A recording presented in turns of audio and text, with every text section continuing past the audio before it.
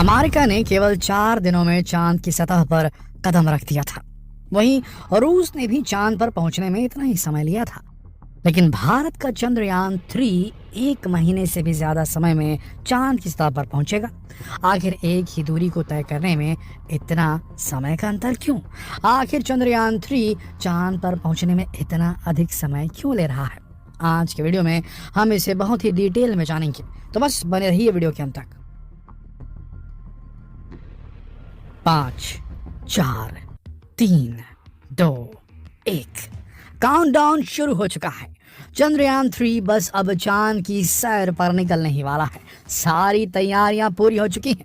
अब बस चंद्रयान 3 की सफलतापूर्वक चांद की सतह पर सॉफ्ट लैंडिंग का इंतजार है। लेकिन ये इंतजार 1-2 दिन का नहीं बल्कि 1 महीने से भी ज्यादा का है, क्योंकि चंद्रयान 3 42 दिनों के लंबे सफर के बाद चांद की सतह पर उतरेगा। अब यहाँ एक बहुत बड़ा सवाल जो कि दिमाग में आता है वो ये कि जब 1959 में सोवियत संघ ने चांद पर अपना मिशन लूना 2 भेजा था, तब ये महज 34 घंटों में ही चांद पर पहुंच गया था। 20 जुलाई 1969 में अमेरिका ने अपना अपोलो 11 मिशन रवाना किया था। ये पहला मौका था जब इंसान चांद पर उतरा था। इस मिशन को चांद पर पहुंचने में 4 दिन 6 घंटे और 45 मिनट का वक्त लगा था। लेकिन चंद्रयान 3 को चांद पर पहुंचने में इतना अधिक समय क्यों लग रहा है, जबकि आज से 50 साल पहले तो टेक्नोलॉजी इतनी एडवांस भी नहीं थी। तब भी रूस और अमेरिका काफ़ी कम समय में चांद पर पहुंच गए थे। असल में चांद पर पहुंचने में कितना समय लगेगा, या रॉकेट की डिज़ाइनिंग, इस पर खर्च होने वाले फ्यूल और चंद्रयान की स्पीड पर निर्भर करता है। अंतरिक्ष में लंबी दूरी को कवर करने के लिए हाई स्पीड और सीधे प्रक्षेप पथ, यानी कि जिस रास्ते पर यान सफर करता है, उसकी आवश्यकता होती है। अपोलो 11 के लिए नासा ने एक super heavy lift launcher Saturn 5 rocket का उपयोग किया था। यह रॉकेट प्रति घंटे 39,000 किलोमीटर से अधिक की यात्रा करने में सक्षम था। रॉकेट के शक्तिशाली इंजन ने सिर्फ 4 दिनों में अपोलो 11 को 3.8 लाख किलोमीटर दूर चांद तक पहुंचा दिया था। हालांकि 1969 में अपोलो मिशन के लिए नासा ने 1300 करोड़ रुपए खर्च किए थे, यानी कि आज के समय के हिसाब से 8500 करोड़ से भी ज्यादा। भारत के पास अमेरिका के नासा जितना शक्तिशाली रॉकेट नहीं है जो चंद्रयान 3 को सीधे चंद्रमा पर ले जा सके। लेकिन जैसा कि हम जानते हैं कि इसरो हमेशा से ही कम बजट में बेहतरीन काम करने के लिए जाना जाता है। इसीलिए इसरो ने पृथ्वी के गुरुत्वाकर्षण का लाभ उठाने के लिए एक दूसरे रास्ते को चुना जो चंद्रयान 3 को चंद्रमा की ओर ले जाने में मदद करेगा। चंद्रयान 3 को पृथ्वी की ऑर्बिट से बाहर ले जाने के लिए LVM-3 रॉकेट को चुना गया। LVM-3 रॉकेट 640 टन से अधिक वजन उठा सकता है। वहीं इसकी पेलोड क्षमता 4000 किलो से अधिक है। इसकी लंबाई 43.5 मीटर है। पहले इसका नाम GSLV Mark 3 था, लेकिन अब इसका नाम बदलकर LVM-3 कर दिया गया है। और ये वही रॉकेट है जो कि चंद्रयान 2 को भी चांद तक लेकर गया था। सबसे इम्पोर्टेंट बात कि भारत के चंद्रयान का बजट केवल 600 करोड़ है, यानी कि नासा के मिशन मून के आधे से भी कम। और तो और कई फिल्म्स का बजट भी इससे ज़्यादा होता है, और हॉलीवुड का ही क्या, भारत के आदि पुरुष मूवी का बजट भी 600 करोड़ से ज़्यादा था। चांद पर पहुंचने में कितना समय लगेगा, यह इस बात पर निर्भर करता है कि रॉकेट किस तरह का है और उसके साथ साथ उसको ऊर्जा देने के लिए इस्तेमाल होने वाले फ्यूल के प्रकार और मात्रा का भी इस पर काफ़ी असर पड़ता है। इन सब फैक्ट को दिमाग में रखकर ही चांद पर जाने वाले रूट को तय किया जाता है। जितने कम दिनों में चांद पर पहुंचना है, उतना ज़्यादा फ्यूल जलेगा और उतना ही ज़्यादा खर्च भी आएगा।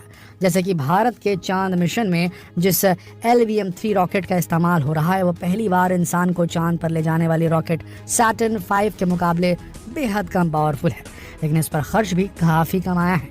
अब चलिए आपको ये भी बता देते हैं कि कम पावर में ही चंद्रयान 3 चांद तक पहुँचेगा कैसे।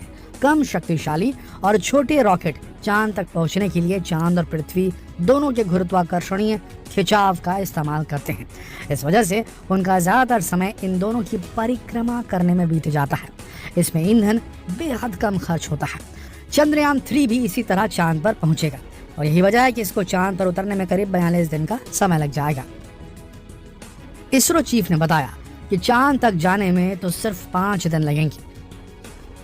बाकी समय सैटेलाइट या तो पृथ्वी या फिर चांद की परिक्रमा करेगा, क्योंकि आगे बढ़ने के लिए वो उनके गुरुत्वाकर्षण बल का इस्तेमाल करेगा। दोस्तों, अब तो आप समझ ही गए होंगे कि हमारा चंद्रयान 3 1 महीने से भी अधिक समय में चांद पर क्यों पहुंचेगा। अच्छा, ये तो हुई चंद्रयान की बात, पर सोचिए कि आगे आपसे कहा जाए कि आपको अपनी कार से चांद पर जाना है, तो आपने कभी सोचा है कि इसमें कितना वक्त लगेगा? इसका जवाब है कि अगर आप 100 किलोमीटर प्रति घंटे की चाल से चलते रहे तो आपको करीब 5.5 महीने चांद तक पहुंचने में लग जाएंगे। तो क्या आप जाना चाहेंगे कार से चांद की लॉन्ग ड्राइव पर? खैर, ये ट्रिविया छोड़िए, आगे बढ़ते हैं। चंद्रयान 3 14 जुलाई को दोपहर 2:35 पर श्रीहरिकोटा केंद्र से उड़ान भरेगा, यानी कि आज। और अगर सब कुछ योजना के अनुसार हुआ तो 23 या 24 अगस्त को चंद्रमा पर उतरेगा। चंद्रयान 3 चंद्रमा के उस हिस्से पर लैंड करेगा जिसे डार्क साइड ऑफ मून कहते हैं। ऐसा इसलिए क्योंकि यह हिस्सा पृथ्वी के सामने नहीं आता। अच्छा, चलिए आपको अब ये भी बता देते हैं कि चंद्रयान 3 को भेजने के पीछे भारत का मकसद क्या है। इस मिशन का सबसे पहला मकसद चंद्रमा की सतह पर सुरक्षित और सॉफ्ट लैंडिंग करना है, ताकि हम दुनिया में अपने आप को साबित कर सकें। चंद्रयान 3 का प्रज्ञान रोवर चांद की सतह की जानकारी जुटाने के साथ ही वहां कई तरह से साइंटिफिक एक्सपेरिमेंट करेगा।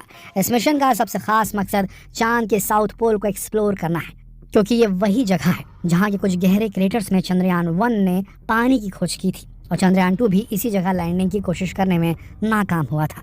इसीलिए अब ये मिशन भारत के लिए खुद को साबित करने का मिशन बन चुका है, जिसके लिए भारत ने पूरी तैयारी भी की है। यह मिशन भारत को अमेरिका, रूस और चीन के बाद चंद्रमा पर सॉफ्ट लैंडिंग कराने वाला दुनिया का चौथा देश बना देगा और भारत रच देगा एक बड़ा इतिहास। आशा करते हैं जितनी जल्दी हो सके हमारा रॉकेट निकले और सही समय पर पहुंच जाए, सफलतापूर्वक इस बार सॉफ्ट लैंडिंग भी हो और नई नई चीज़ें हमारे चंद्रयान 3 में मौजूद जो रोवर है प्रज्ञान, वो खोज कर निकाले और इसरो का नाम गौरवान्वित करते, देश का नाम गौरवान्वित करते। तो बेस्ट ऑफ लक है इसरो को, हमने तो कह दिया, आप भी कहिए नीचे कमेंट सेक्शन में। जल्द मिलते हैं आपसे अगले वीडियो में, जब हम आपको बताएंगे कि किस प्रकार से प्रक्षेपण हुआ, किस प्रकार से चंद्रयान आगे जा रहा है, इसके बारे में पूरी जानकारी देंगे। तो बने रहिए हमारे चैनल के साथ, मिलते हैं अगले वीडियो में। तब तक के लिए आप सबका इस वीडियो के अंत तक बने रहने के लिए दिल से धन्यवाद।